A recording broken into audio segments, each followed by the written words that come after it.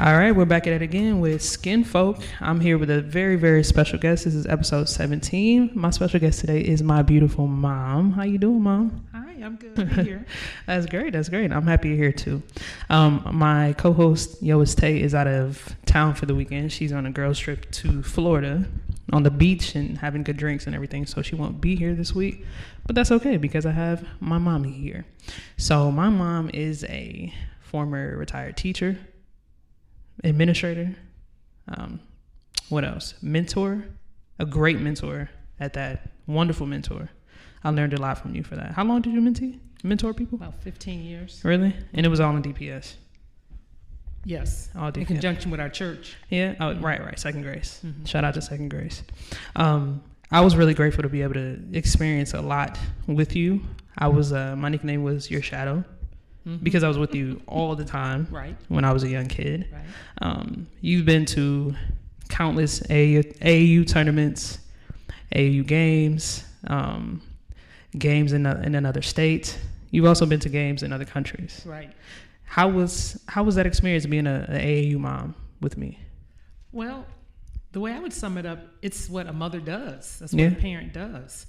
If your child is interested in something, you just follow along with what they're doing. Yeah. So whether or not you were playing basketball here, middle school, high school, out of the country, I felt as a parent, I'm going to be there with you to support you. Right.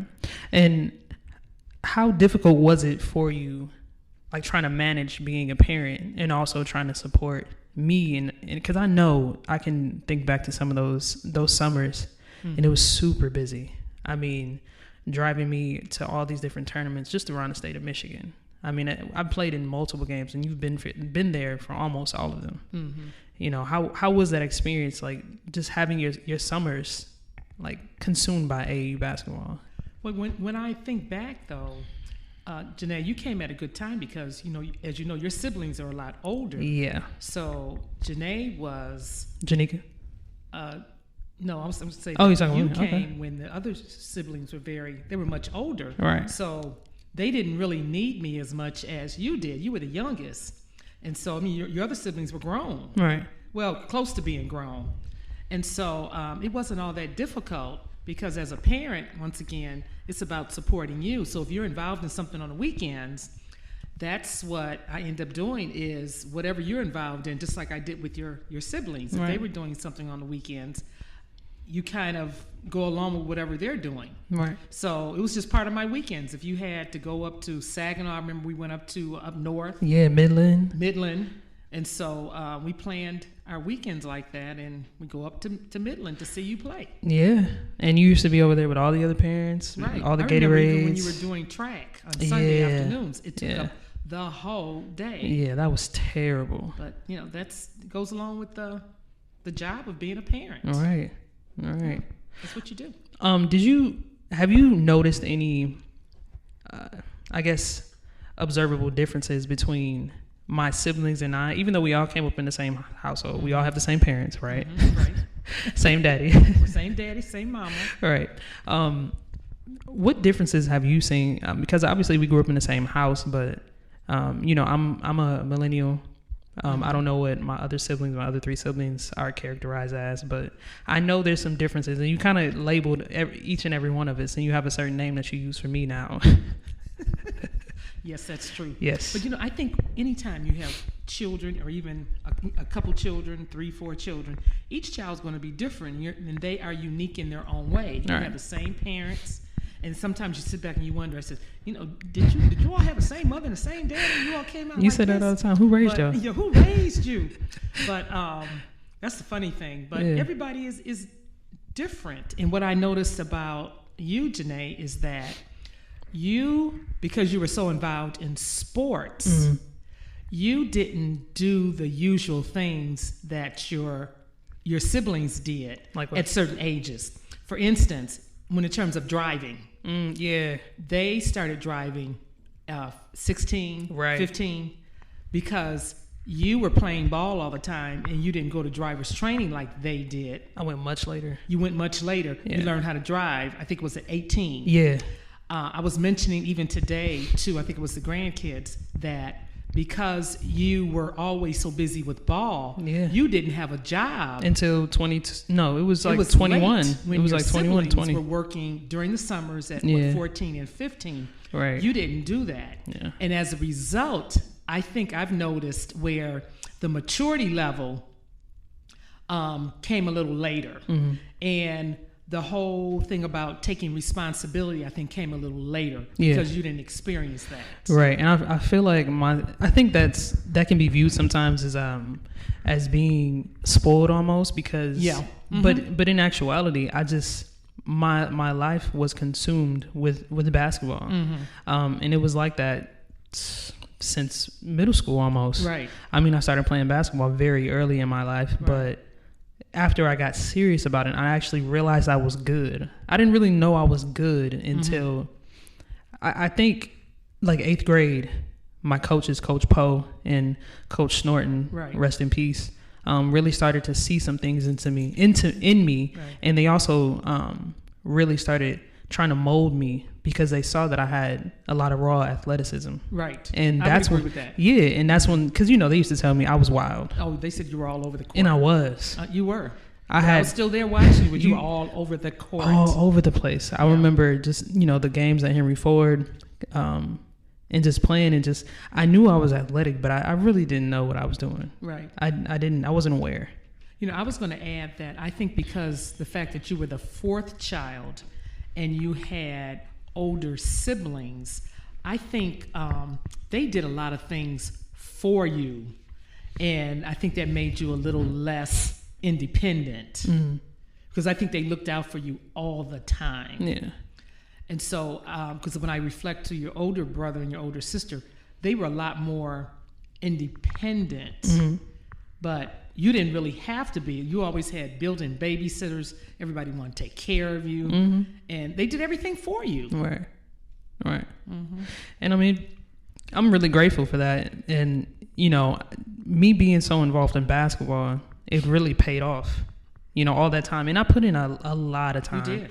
And most teenagers wouldn't have that opportunity. Right. But I put in so much time. I mean, during the summer times, I really didn't have a typical life like a teenager. I was always going to a game, or going to a practice, or going to track practice. So yeah, it consumed your life. Really. It did. Between AAU and then the regular school teams that you were on, you always stayed busy, and that can be a plus too because you weren't able to get in trouble. Yeah, that was a big thing. Yeah. And the grandkids I was telling the grandkids today that we were talking about the mouth and how they can be so mouthy. And I was saying, I don't remember you being a mouthy kid. I don't even remember really having to discipline you a whole lot. No.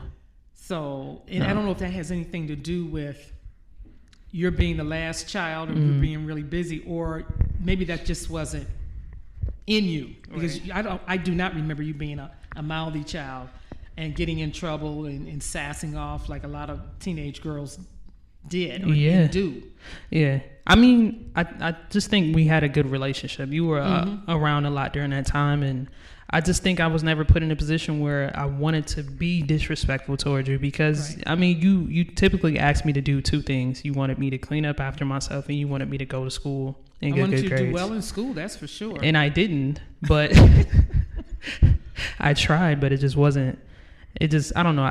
I wasn't aware of how important it was. I was told it all the time. I remember countless conversations with you telling me that I needed to be a student athlete. I mean, you ran that into the ground, but it just didn't sink in until it was kind of a late point in my life. And hindsight is 20/20. I would do a lot of things differently. I would actually listen. So anytime I talk to kids and I have camps and things that I go to, I try to tell these kids, take it from me, it's so important to be able to be a student and an athlete, and just listen, because I was told multiple times, but I just didn't listen. I just didn't listen, and it wasn't because I couldn't do the work. I was just lazy. I was purely lazy, and sometimes not challenged, so I didn't do it. Yeah. Well, at least you were told. There's a lot of kids that, and I think the job of a parent is to instill that, and hopefully we drive it home so that you understand that. But I also learned being a parent is that sometimes, unfortunately, you have to sit back and let them learn on their own. And sometimes I use the phrase, you have to let them fall. Yeah. Because that's what our parents did. And if you fall, you will get back up. That's a fact. And because if we're there to catch you all the time, yeah. I don't think you learn the lesson. Yeah, we won't learn. And so now you understand that. And I right. hope that when you have children, right. you'll instill that same thing. The important thing is you do tell them. Mm-hmm. You know, you try to instill all the positive things in them. And hopefully they will get the lesson. Mm-hmm. But if they don't, like I said, sometimes you have to sit back as a parent and let them fall. You'll be there for them. But That's we can't true. always be there to try to keep them from everything, because it's important that you do learn. You have to learn the lessons. That's a fact. That's a fact. So question, tell me, what was the best trip that you've ever taken? Period. Any trip? Any trip. What's the best trip? Wow. Best trip you've ever taken? I would think my trip to see you in Germany mm-hmm. had to be one of the top ones. Yeah. Because that was my first trip out of the country in a long time. Yeah. And then I had a chance to not only see you in Germany and to see you play 2 games over there, mm-hmm. but then the trip that we took to Paris. Yeah. Which will be forever one of my favorite trips. Same. Because not only did we have a chance to spend time together, yeah. but we spent time in a city that I've always wanted to go to. And so to this, I tell everybody that was a trip of a lifetime. Same. I wish we could have stayed a little longer. Yeah. But yeah. It made me so proud of you because you were the one that just kind of just guided us from Germany, the trains, everything, to France. Because I didn't know the French over there. I didn't know how to travel Neither one by of us train did. and bus and all of that. I've never walked so much in all my life, mm-hmm. but it was good exercise, and I loved Paris. Yeah. So it was a real bonding trip. It was. And just meeting the people in Germany that you stayed with and the team, and everybody was just so nice. Just great. It was a people. trip of a lifetime. It was. It wasn't. Trip of a lifetime. I tell people the same thing. I think that's probably one of my proudest moments ever. Going overseas, specifically in Germany, and being able to have you come over there and see me and look up and see you in the crowd, right. because I realize how much work you put into it. You put in so much time, money, and just effort, and just you put the effort into just coming and showing up. And sometimes that's the most important thing. You know, and you showed up overseas. I can't tell you, yeah. I was on the verge of tears seeing you. You didn't know that. But, I didn't know that. Yeah, but because I'm so appreciative, and there's no amount of money or anything that I can give back to you. But to hopefully make you proud in that moment, because I couldn't have done it without you, it was worth more than anything money could ever buy at that point in time. Right. And I played really good because of the fact that you were there. Right. But I remember something you said years ago. I don't know if you were in I think you were in high school. And I would tell you I was on my way to see the games. Mm-hmm. And this was after work. I remember even going up to Jackson to see you play. Mm-hmm. And do you remember saying that you could tell when I walked in the building? Oh, absolutely. You could feel me. Absolutely. And that was like, really? Yeah. And so that's a message to parents. It matters. Just about how much it matters. Your presence to support whatever your children are doing, sports, dance, or whatever. It is important that you're there.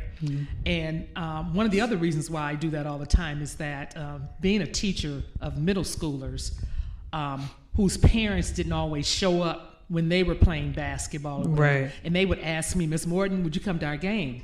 And I would get up on Saturday mornings and go to those basketball games, and they were so glad and so proud to say their teacher was there to see them. And it really showed me that it makes a difference. I will never forget what you said when you said you could feel I was in the gym or when I walked in. Even if I were late, you knew when I walked in the door. And I would be anxious when I would look over and, it's like 2 minutes, the clock is counting down. And I'm looking over because you would normally sit in the same spot. Right. If my team was on the left side and, our bench is facing across to the bleachers, you would typically sit right across from the bench so I could see you when you come in or when you're sitting down. And, I'd be warming up and everything. But in the back of my mind, I'm like, I know my mom is going to show up. I know she's going to show up. So, because she's told me she's going to show up, and she always does. And so when I would look over and you not be there, I would start to get anxious because I'm like, is she okay? Because I know she's going to show up. My mom always shows up. Oh, yeah. And, it's been like that since middle school basketball all the way up until college, because obviously being overseas is really hard to make it. That's why I appreciated those 2 games that you came to overseas. It matters so much that you just showed up. Oh, that was my plan, to show up, Yeah. get involved, and it's a matter of supporting you. That's something you were involved in. I love basketball. I learned a lot about basketball, but it was all about supporting my daughter in her first love, and that was basketball. I've always said I'm your number 1 fan. And always has been. And I will remain that way. Yeah, it's always been that way. When we went out to Paris, I had a chance to really just talk to you and have a bonding experience. So that's just one of those experiences I'm just never, ever, ever going to forget. It was such a great time. I know. I feel the same way. Yeah. I had it's such etched a great in my time. mind as one of the best trips ever. Definitely like top 3 for me. And it's definitely like, I was so glad. It was a blessing that I was able to go. Yes, it was. was. But God worked it out, because if you remember, I bought those tickets kind of on a whim. You did. I went to a website after the prices were so high, and I found this website, and the price was right. I went on and got it right then and there, and made it possible. Yep. And you remember we picked you up with that sign with the German on it and everything, right. took you out to eat. At the airport. Yeah. Yes. Oh man. It's a wonderful time. It was. We saw the Eiffel Tower. We went to the Louvre. Yes. Spent 3-4 hours. Oh my God. We spent so much time. Yeah. Saw the what's the the picture, the painting? We saw the what's that the white girl? The Mona Lisa. The Mona Lisa. The Mona Lisa. It's not very. It's small. Yeah, and it's not as pretty as I thought. I don't know why it's so special. But it was still. It was amazing. It was to be amazing able to to see. Yeah, but I'm like, wow, people really travel all over the place to come see this. To see this. The Mona Lisa. Wow. Mona Lisa. That place was so. And being big. on the Autobahn Yes. in Germany was an experience, It was. because they actually do go as fast as they want to on Yes, the they Autobahn. do. And we were in a car, and Janae's host father was driving at least 95 to 100 on the Autobahn. Flying. I had so much fun. Yep. Had so much fun out there. It was amazing. It was. It really was. What am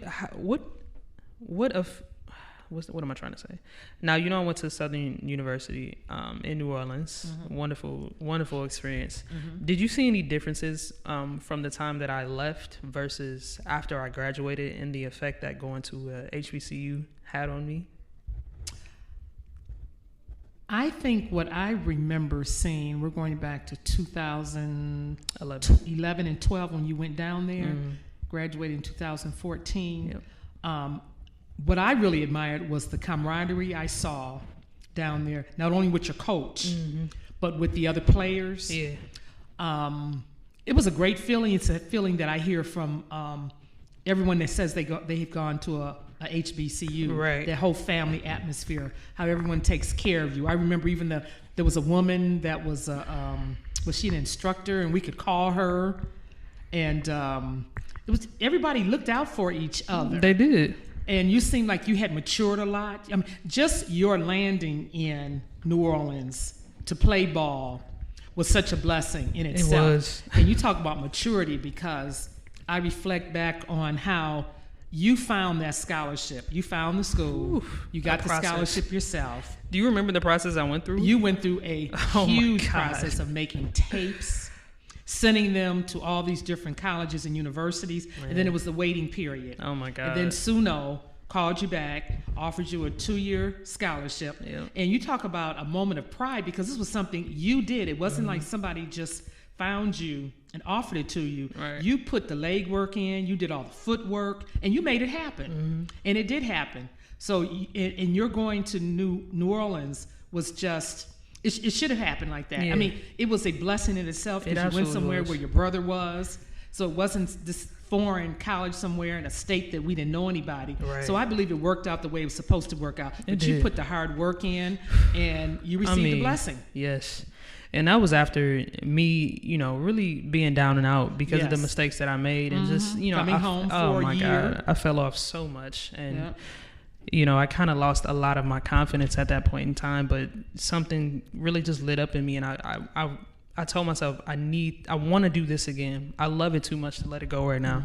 And so that process was long, and it was hard, and it was also very frustrating because I looked back at all the mistakes that I made and just so many things I could have done differently. But at the end of the day, it all worked out. Yeah, because Janae, you had to go through that, because had you not come home for a year and try to figure it out, find yourself, you got more spiritual during that time. Absolutely. Sometimes you need to come back home, come back to the foundation, to people who love you, just to try to get a hold of everything. Right. And that's what happened during that year.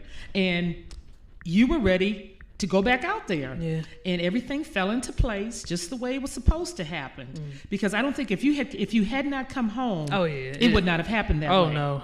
So look back at it as a learning experience and something that had to happen. And it worked out for the best. It really did. And I'm very blessed and grateful for how it did work out, because it worked out the way it was supposed to, when it was supposed to. Definitely. When it's it all was about supposed timing, to. God's timing. What have you learned about being a parent? Because I know you've been a parent for a very long time. Is there anything that you look back at and like, oh, I'm learning something differently? Are you still learning even at your age now? I'm still learning. In what ways? I became a parent at 20, and now the oldest child is 45 years old. So I've been a parent for 45 years old. But I became a parent when, I was a junior in college, got married right away.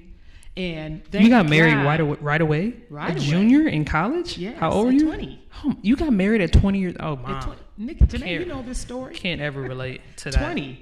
But you know what? I look back at it now and I say, thank God that the role model and example that I had and grandma was and grandpa? a great one in my mother. Yeah. Because, let's face it.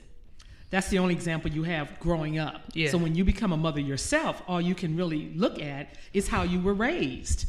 And my mother, being the strong black woman that she was, who was always a teacher, who was also a teacher, but had a good role model in my grandmother, I took what I learned from her being a mother, and I turned around and tried to do the same thing with my own children. Right. So even though I was young, I took my role as not only a mother, but as a wife very seriously. Yeah. And so I tried to instill those morals and values that my parents had instilled in me. I tried to turn around and instill those in my own children. Now, did I do everything right? Of course not. Did I make mistakes? Of course I did. Right. Because as a parent, you're going to do that. And I look back now, and there's some things I would have done differently. Yeah. And I think most parents can say that, but I think all in all, I remember I asked you all, what grade would you have given me as a mother? Hey. And I was very surprised. They were giving me A's and B's when Absolutely. I thought I was giving myself a C. It almost You would brought give me yourself to a tears. C? In some areas, I think. Really? Yeah. Why? Because I think there's some things that I could have done, like I said, differently. Are you willing to talk about it? You can be. You don't have to talk about like when it comes to my father. I think I should have been a little stricter in certain areas. Oh, okay. With you all. Yeah. I think when it comes to like doing the homework and things at home, I think I was too strict sometimes. Oh, you were strict. But as a teacher, it's hard to turn it off, probably. To turn it off and to turn around and teach your own children and tutor your own children. I think I was really, really hard. Yeah. I think with grades, I could have been a little harder on you, like I was with the kids in school. Right. So, there's some areas where I think I could have been a little harder, and then other areas where I think I could have slacked up a little bit more. Okay. I know Damon always says, who's Janae's older brother. Yep. And who really kind of got everything kind of right away. He feels like he didn't get all the attention that he should have gotten as a child. I get it. And I think as a parent, though, you have a child that might need more of your attention than others. Yeah. When, in hindsight, I wish I had evened it out a little bit more and given Damon more time, even though I knew he didn't need it because he kind of got it. And he's always been like that. He's always been like that. But that doesn't mean I didn't he doesn't realize that he didn't need my time. Right. So when I talk about doing things differently, that's one thing I think I could have done more. Damon says that when it came to sports, I didn't come to a lot of his games. I don't remember that. Yeah. I wasn't around, so I don't really remember. Yeah, I don't remember that. But if that's true, I wish I had done more of that. Right. I wish I had geared your oldest brother more into, he wanted to fly. Right. I wish I had done more there. And he still wants to. And he still wants to. Mm-hmm. And I guess I didn't realize how badly he wanted to do that. And I did try, but I think I should have tried more in terms of getting him into the right school. Right. When he was a freshman. So you're saying just being more attentive to what your each, children were passionate each about. child's needs. Yeah, and I think I was lucky with that because I was the only one at home. Yeah. So it was like you don't have to worry about three Right. kids, Right. different passions, Right. to be attentive to. It was just me. And think about it, when they were coming up, my time was divided between working full time, trying to be a parent because your dad was on the road a lot. Yeah. And so I felt like a single parent a lot because I was doing it all. Yeah. And when you try to do it all, something's going to It's always going to lack. Yeah, something's going to go lacking. Yeah. And I think just as I get older, I'm learning more and more to realize that parents are human beings, and that you all make mistakes just like anyone else would make mistakes. And I think sometimes we hold our parents to really high standards because, they brought us in the world and we expect them to almost be these superheroes when we're younger. And then as you get older, you're like, okay, like I see why mom or dad struggled in these points because they're human beings and they made mistakes. But that's also a really hard thing to kind of grasp sometimes when you feel like you have a parent that is unapologetic. But one thing I've always been grateful with you is, I feel like as I get older, I'm able to talk to you more, and you're quick to say like, oh, I didn't know, like I'm sorry. Even if it's a little thing or a big thing, I'm able to talk to you about the things that really about anything. Right. I think as a parent, you have to realize you're going to make mistakes, or you have made mistakes, and you have to own them, and then kind of think about, well, could I have done things a little differently? Right. Because believe it, people. Parenting is the most hardest job really you will ever have in your life. Parenting. And there's no manual for it. It's trial and error. Yeah. And my becoming a parent at 20. Yeah, I cannot imagine being a parent at 20 years old. I barely even wanted a dog at 20 years old.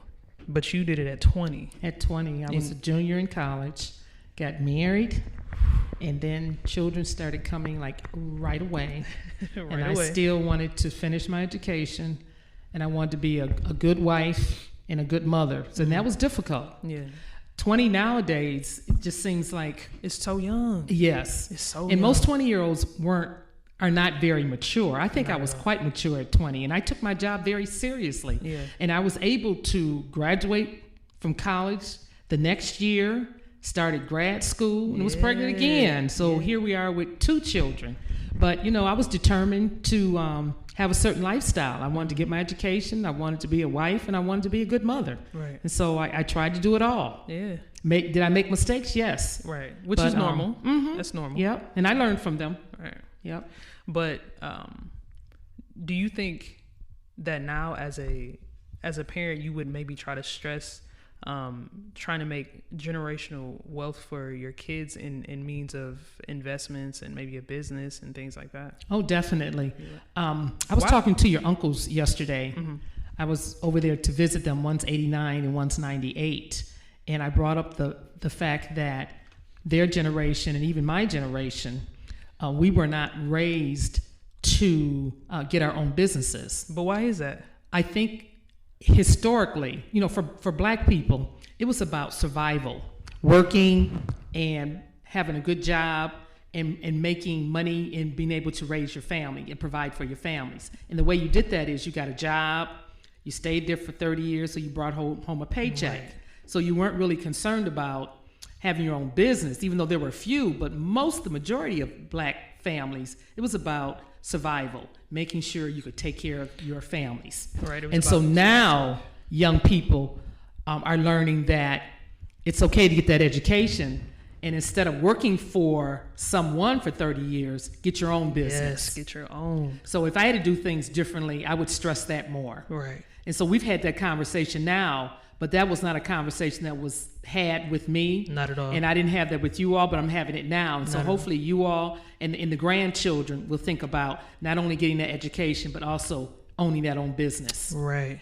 And I guess I get it, because when you're in a position where you don't have a lot, you don't necessarily think about investing the little bit you do have in something that could potentially fail, and then your kids don't have food and clothes on their back. Right. So it's about security and doing things that are safe. Safe. Yeah, exactly. Mm-hmm. Exactly. So I get it. But somehow we have to break out of the whole cycle. Definitely. Because, I've been reading a book about generational traumas, and generational wealth it's all tied in together, so the only way that we can maybe try to do something different and break that cycle is by, having my generation and a generation after us be more educated and informed about, hey, you can do this with your money and still not go broke. Exactly. And how to take chances and invest. Because, I when I worked in Detroit, I used to see so many properties that were for sale, dilapidated houses. And, I go online and I see it's only $500, $600, and, $1,000 to buy this house. And I'm thinking, like, if me and my brothers and sisters or my aunties and uncles, if we put together and bought a house, that could be ours forever. Exactly. But I don't see why we don't do that. Right. We don't take that chance. And we need to take that chance.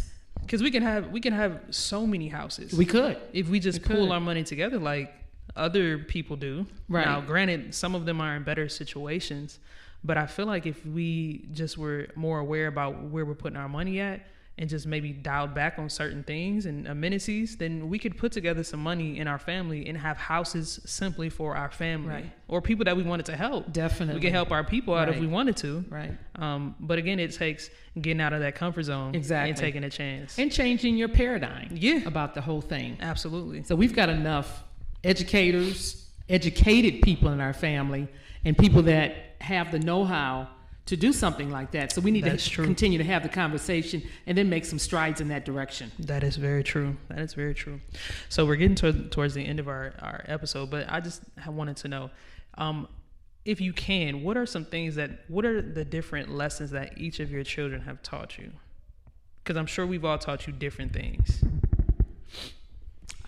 Yes, you have. Wow. That's a tough one. Yeah. I think you've taught me to be a little bit more open-minded. Really? And look at different points of view, different lifestyles, and don't put everybody in the same box. Yeah. That there's different ways, different beliefs, and don't be so closed in. Yeah. I think that's what I've learned from you. Yeah. With Damon, he's very logical. Absolutely. He has great ideas. So I think I've learned how to maybe think a little bit more logically instead of straightforward. Right. With Nikki, who has all of the children. Oh yeah, 5 of them. Who is also, she's a great wife, but she's also a great cook too. All of it. She is really one that can juggle everything. Yeah, and I don't see how. She gets everything done, and you do wonder, how does she do it? I don't get it. And she's good at so many different things. Talented. Very talented. Very talented. Yeah. I think I've learned how to really have a really close mother-daughter bond, because with her being older, I've had that with her before I had it with you, because you were young. Yeah, I was a baby. So I think I've learned to have a really good mother-daughter bond. That's absolutely And that doesn't true. mean we agree. Yeah. But I've also learned how to, I think, listen and learn. Right.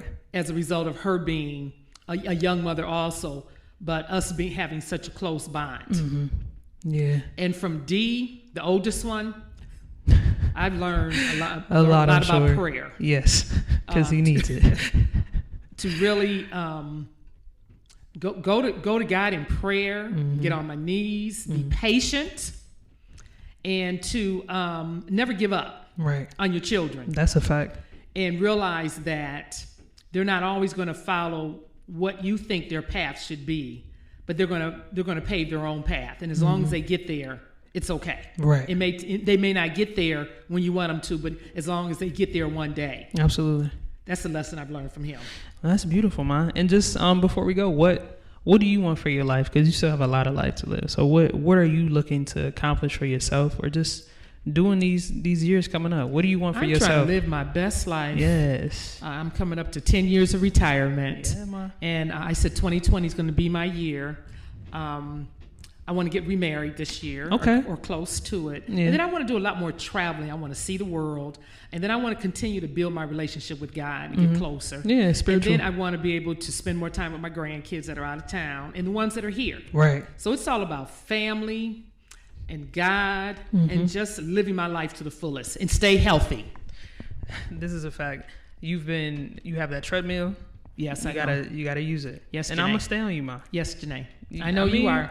You know, and if you want to work out with me, we can do that. I already told you. I appreciate that though, because I do want to be healthier. Yes, I want to be as healthy as I can be. Yeah, and I want to live life to its fullest. And one thing I'm grateful for, Ma, is I'm grateful for everything you've done. Your compassion, you've taught me so much. I get my emotional nature from you because I could see a movie about anything, especially when it comes to mom-daughter relationship. And, I just be bawling.